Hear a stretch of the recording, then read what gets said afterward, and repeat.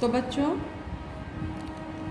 पहले हमने आपको वर्ण और ये शब्द पद सब पढ़ा दिया था। आज हम पढ़ेंगे संज्ञा। अपनी हिंदी व्याकरण निकालिए, उसमें निकालिए पाठ 4 संज्ञा। तो विद्यार्थियों, पहले जो हम पढ़ चुके हैं उसमें हमने आपको बता दिया था, पहले सबसे पहले भाषा का ज्ञान कराया, फिर उसके बाद हमने वर्ण बताए। वर्ण में भी शब्द पद ये सब आपने पढ़ लिया है। अब हम देखते हैं आज संज्ञा में। देखिए क्या पढ़ेंगे। संज्ञा किसी व्यक्ति, वस्तु अथवा स्थान के नाम को संज्ञा कहते हैं। संज्ञा किसे कहते हैं? किसी व्यक्ति, वस्तु अथवा स्थान के नाम को संज्ञा कहते हैं। तो विकार अथवा परिवर्तनशील शब्द, जिनमें विकार होता रहता है अथवा परिवर्तन होता रहता है, यानी बदलते रहते हैं, जैसे लिंग, वचन, कारक आदि की दृष्टि से जो शब्द बदलते रहते हैं उन्हें विकारी शब्द कहते हैं। संज्ञा शब्द विकारी है। संज्ञा शब्द विकारी है। तो संज्ञा किस में आ जाती है? जैसे अभी मैंने आपको बताया था, किसी भी व्यक्ति, वस्तु, स्थान, प्राणी, गुण, भाव आदि के नाम को संज्ञा कहते हैं। व्यक्ति कौन हो जाता है? जैसे जयप्रकाश, रामस्वरूप, सीता, गीता, ये सब क्या है? व्यक्ति। तुम्हारा अपना नाम भी व्यक्ति में आ जाता है। स्थान जयपुर, दिल्ली, राजस्थान, पहाड़, मैदान, ये सब क्या है? स्थान है। वस्तु जैसे घर की वस्तु, कटोरी, चावल, मेज, कुर्सी, मकान, थाली, कुर्ता, कोट, ये सब क्या है? वस्तु हैं। गुण जैसे साहस, सुंदरता, ऊंचाई, लंबाई, वीरता, ये सब क्या है? गुण हैं। भाव जैसे आज़ादी, सुख, सत्य, ये भाव हैं। क्रिया के आधार पर सजावट है, लिखावट है, अवस्था में यौवन है, बचपन है, बुढ़ापा है, ये सभी क्या है? संज्ञा के उदाहरण हैं। अब हमारा देखिए संज्ञा कितने प्रकार की होती है। संज्ञा के 3 भेद हैं। एक होती है व्यक्तिवाचक संज्ञा, दूसरी होती है जातिवाचक संज्ञा और तीसरी होती है भाववाचक संज्ञा। अब बच्चों, व्यक्तिवाचक संज्ञा किसे कहते हैं? व्यक्तिवाचक संज्ञा में क्या आ जाता है? विशेष व्यक्ति, स्थान या वस्तु के नाम का बोध कराने वाले शब्द। बोध माने ज्ञान। किस किस का? व्यक्ति, स्थान या वस्तु के नाम का बोध यानी ज्ञान कराने वाले शब्द व्यक्तिवाचक संज्ञा के अंतर्गत आते हैं। जैसे राम, मोहन, जयपुर, दिल्ली, चूहा, शेर आदि, ये सब क्या है? ये व्यक्तिवाचक संज्ञा हैं। दूसरा आता है हमारा बच्चों जातिवाचक संज्ञा। जातिवाचक संज्ञा में क्या आ जाता है? जैसे किसी प्राणी, वस्तु की पूरी जाति का, किसी प्राणी अथवा वस्तु की पूरी जाति का ज्ञान कराने वाले शब्द क्या होते हैं? जातिवाचक संज्ञा होते हैं। जैसे पशु। पशु, इस शब्द का प्रयोग सभी प्रकार के जानवरों के लिए किया जा सकता है।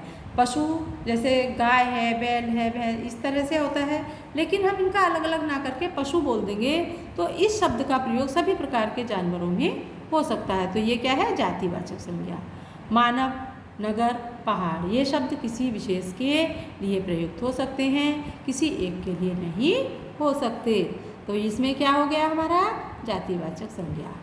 प्राणी जैसे आप देख लीजिए, स्त्री, लड़का, पक्षी, पशु, मानव, ये सब क्या है? प्राणी। तो ये क्या आ जाएंगे इसमें हमारे? जातिवाचक संज्ञा।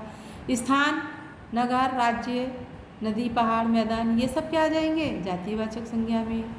वस्तुएं जैसे कटोरी, थाली, पुस्तक आदि, कोई विशेष कटोरी तो नहीं है, जो सभी कटोरी उसमें आ जाएंगी तो ये हो जाएगी जातिवाचक संज्ञा। अगला हमारा आता है भाववाचक संज्ञा। भाववाचक किसे कहते हैं?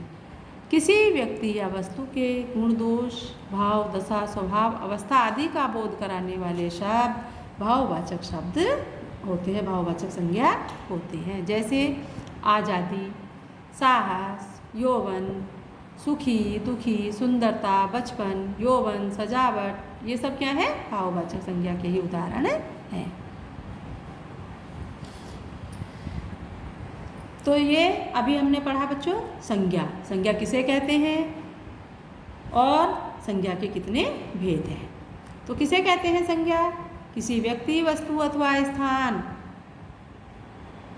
प्राणी, गुण के अभाव आदि के नाम को संज्ञा कहते हैं। इसके कितने भेद हैं? 3 भेद हैं, व्यक्तिवाचक, जातिवाचक और भाववाचक। अब देखिए आगे, संज्ञा शब्दों का रूपांतर। रूपांतर का मतलब जानते हो? रूप में अंतर। संज्ञा शब्दों के रूप में जो अंतर होता है उसे कहते हैं रूपांतर।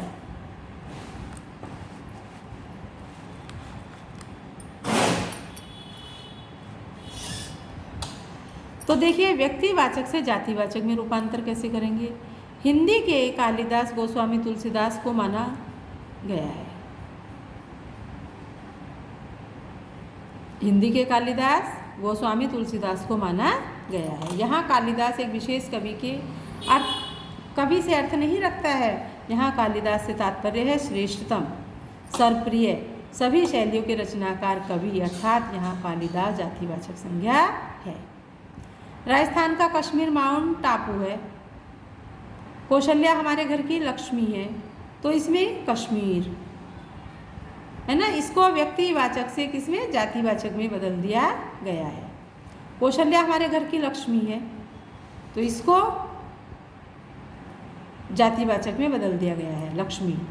सत्यवादी हरिश्चंद्र जी आ रहे हैं, तो सत्यवादी हरिश्चंद्र, हरिश्चंद्र क्या है? जातिवाचक में बदल दिया गया है, व्यक्तिवाचक से जातिवाचक हो गए हैं, हरिश्चंद्र है।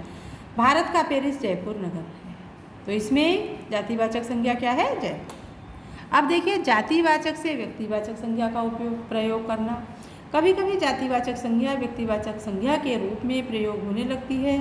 पूरी शब्द जातिवाचक, गांधी जी, नेहरू जी के ये शब्द जातिवाचक हैं, परंतु इन शब्दों का प्रयोग किसी एक के लिए होने लगता है, तब ये शब्द जातिवाचक संज्ञा के रूप में माने जाते हैं। मैं पुरी जाकर आया हूँ। यहाँ पुरी से तात्पर्य है क्या है?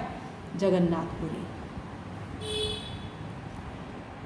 तो इसको जातिवाचक से व्यक्तिवाचक संज्ञा में प्रयोग किया गया है।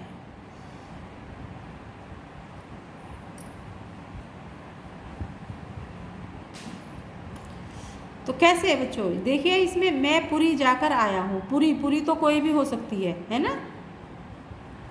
अवधपुरी, कोई भी पुरी हो सकती है, जगन्नाथपुरी, कुछ भी हो सकता है। लेकिन यहाँ मैं पुरी जाकर आया हूँ, पुरी, लेकिन यहाँ पर पुरी, पुरी का तात्पर्य किससे है? जगन्नाथपुरी से। जगन्नाथपुरी एक व्यक्तिवाचक हो गई, तो इसमें बदल दिया गया है। गांधी जी का चित्र लाओ। यहाँ गांधी जी अर्थात बापू मोहनदास करमचंद गांधी, तो इसमें एक नाम विशेष दे दिया है, व्यक्ति विशेष का नाम है ना? तो ये क्या है? व्यक्ति विशेष का नाम होने के कारण व्यक्तिवाचक संज्ञा। आज नेहरू जयंती है, अर्थात पंडित जवाहरलाल नेहरू जयंती। नेहरू जयंती है, तो नेहरू में तो बहुत सारे नेहरू परिवार के लोग आ सकते हैं, लेकिन यहाँ जो कहा है अर्थात पंडित जवाहरलाल नेहरू, तो यहाँ एक व्यक्तिगत हो गई। ये क्या है? व्यक्तिगत। इसको व्यक्ति का नाम लेकर के कहा गया है, इसीलिए यहाँ व्यक्तिवाचक संज्ञा का प्रयोग हुआ है।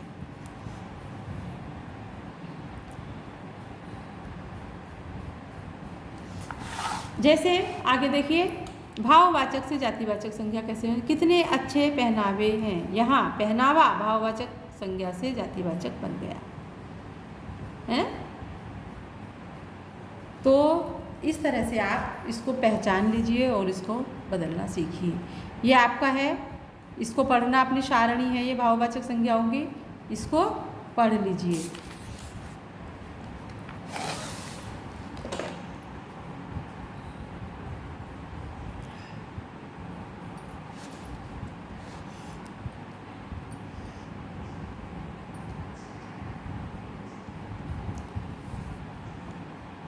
ऐसे ही है संज्ञा शब्दों के रूप की रचना। संज्ञा शब्दों के रूप रचना लिंग, वचन, कारक के कारण होती है। संज्ञा शब्दों का भली प्रकार परिचय प्राप्त करने के लिए हमें इनका विशेष रूप से अध्ययन करना आवश्यक है। इनको हम पढ़ लेंगे तो हमें पूरी जानकारी प्राप्त हो जाएगी।